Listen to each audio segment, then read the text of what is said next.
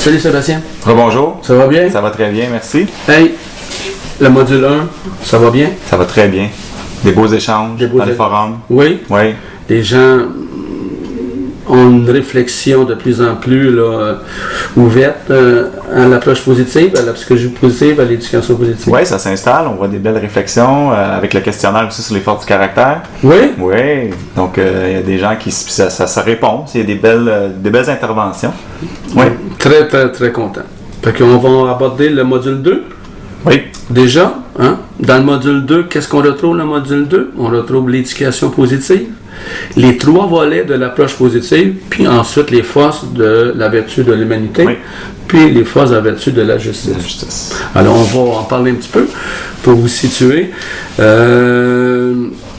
L'éducation positive, on le sait, en Amérique du Nord, entre autres, puis dans d'autres pays aussi, qu'on a une culture d'une éducation davantage behaviorale, comportementale. On regarde le comportement, puis les stratégies, même si on dit bienveillante, c'est pour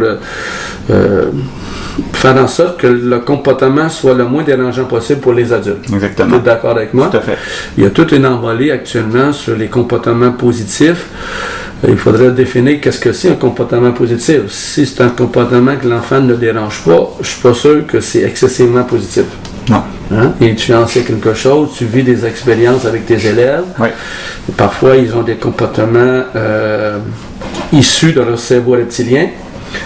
Mais tu trouves ça positif parce qu'ils sont capables d'exprimer un malaise et toi, tu es capable de les accompagner là-dedans. Exactement. Puis ils sont peut-être justement très à l'aise avec moi pour avoir cette crise-là, voilà. Pour avoir ces moments-là. Voilà.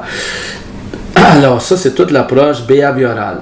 Ici, en psychologie positive, c'est pas une approche behaviorale, c'est une approche développementale. Oui.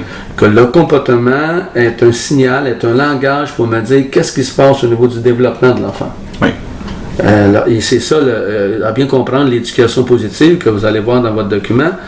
Et de cette éducation positive-là, les neurosciences, entre autres avec Richard Davidson, avec Catherine Guéguen, avec Joël Monzé, pour nommer ceux-là, ou Bryson, ou Siegel dans le cerveau intégré, ils nous demandent comment on doit approcher l'enfant pour tenir compte de son développement. Et on a réussi à faire, si on veut, un schéma, un triangle qui comprend, dans l'approche positive, l'empathie, développer l'empathie, dans le document on en parle, la bienveillance et la saine fermeté, ce que beaucoup d'adultes oublient. Oui. Et s'il n'y a pas de bienveillance et d'empathie, il n'y a pas nécessairement de saine fermeté. C'est plus de la rigidité qui fait partie de notre culture pour casser un comportement, entre autres. Oui. Tandis que la saine fermeté, on accompagne le comportement avec empathie et bienveillance. Parce que, dans le fond, le but de tout ça, c'est d'amener l'enfant à être bien. Oui. Qui retrouve un bien-être. Exact. Qui retrouve, c'est bien dit ça, qui retrouve un bien-être. Et à travers ces crises, et on sait que l'enfant, son cerveau est immature. Oui. Donc, sujet à faire des crises à cause de son cerveau reptilien et émotionnel. Le lobe frontal ne travaille pas encore assez suffisamment.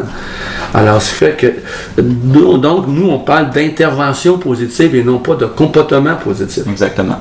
Et donc, c'est nous, les adultes, qui devons travailler sur nous. Ce que tu fais amplement, comme je te connais. Oui, j'ai travaillé sur moi aussi. Alors, c'est ça, là, dans les 2 documents, vous allez avoir du plaisir, je pense, qui est un résumé, évidemment.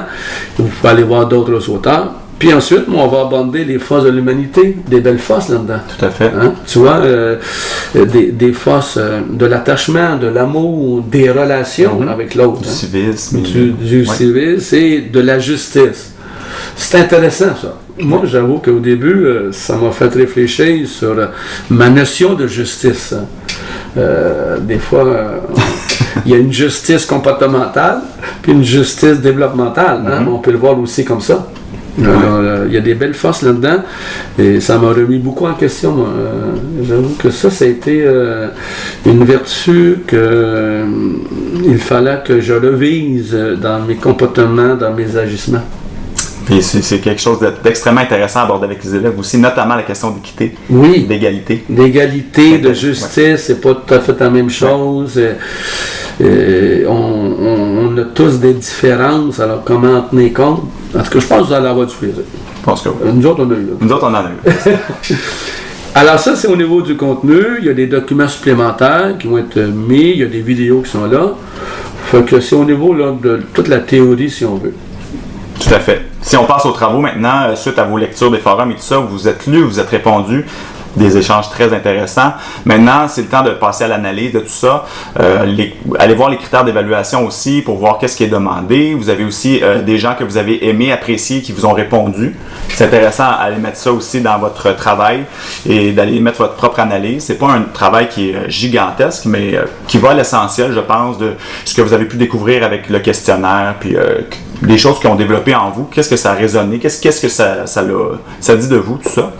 Puis vous avez probablement, où on espère commencer les interventions, les compétences d'intervention positive, oui, avec le tableau à pratiquer. On vous suggérait de pratiquer une intervention, une compétence à la fois, pour pas qu'il y en ait plusieurs avec vos membres de famille, des amis et les élèves.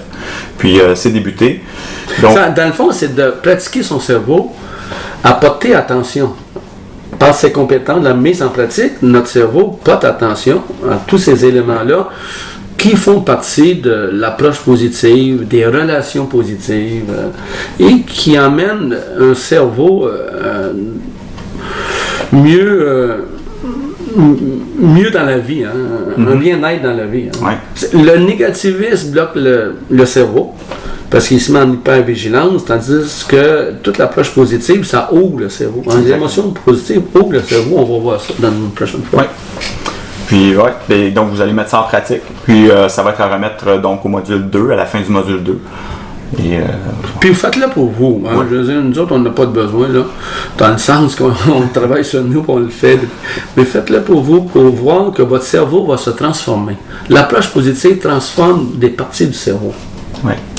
Puis d'après ce que j'ai pu voir dans les lectures et que tu as pu constater aussi, là, il y a une grande ouverture chez les étudiants et étudiantes. Oui, puis c'est le choix que vous faites. Puis on vous souhaite de continuer là-dedans. Puis regardez comment vous vous sentez mieux peut-être dans vos interventions, dans votre vie personnelle, familiale, avec vos enfants, puis dans votre travail aussi. Ce qui fait qu'on est en meilleure santé. Oui. On le démontre, on l'a vu.